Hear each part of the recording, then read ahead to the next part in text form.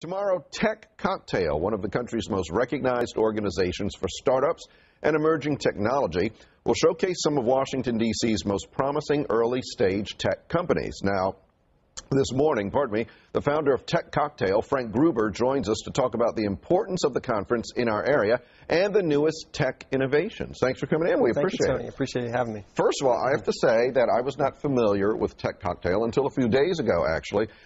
Explain what it is exactly. Yeah, so Tech Cocktail's it's a tech blog, and we cover kind of the latest tech innovations across the country. So you can just go to techcocktail.com and kind of read about what's happening. But aside from that, we kind of focus on the early stage tech innovations, but then ultimately host events across the country. So we showcase early stage startups at those events. We have these mixer events. We bring together the community. We bring together the latest early stage tech companies, give them a complimentary place to showcase, and ultimately try to help them grow.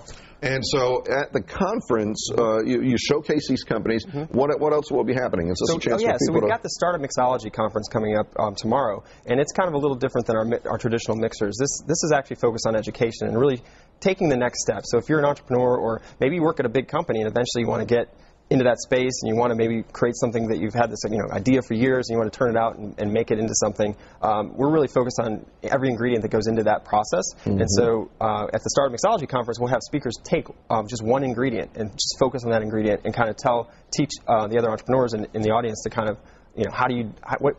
where do you take this? If it's funding or marketing, or it could be anything from any of those to ultimately take it to the next level.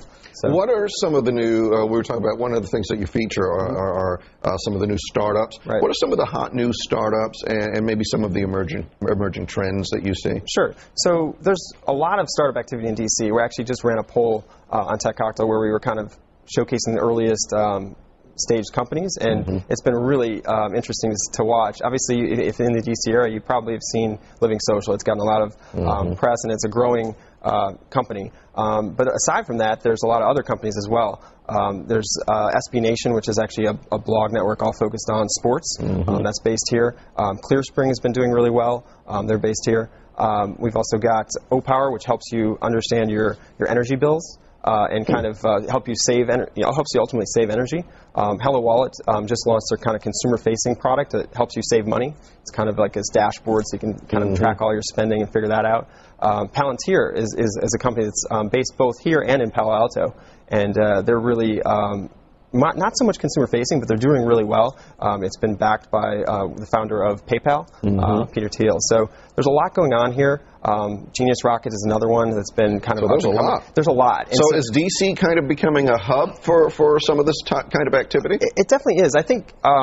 there's a lot of different hubs, right? There's Silicon Valley, and everyone kind of says, okay, can we be the next Silicon Valley? And with that question, ultimately, it's not really about that. It's about, being the best you can possibly be. And each city and each that we've gone into, and we do these events across the country, so we kind of get to see, how each city kind of compares. They kind of each have their own personality and their own traits that make them successful.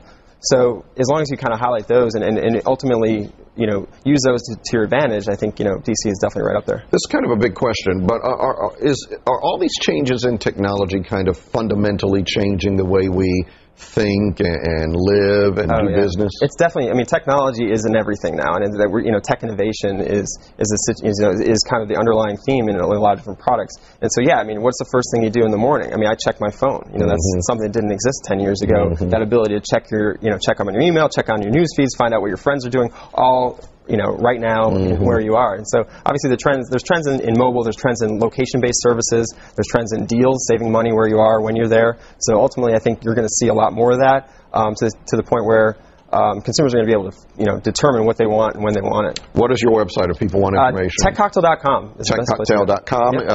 It's techcocktail.com. Yep. You can also go to our website, myfoxdc.com. We will link you to their website as well. Hope the conference goes well. Thank you very much. And the mixer too. Thank you very much. All right, Allison, back to you. 8:21. Tony, thank you very much. It is a Wednesday morning, and Arnold Schwarzenegger's mistress now speaking out and releasing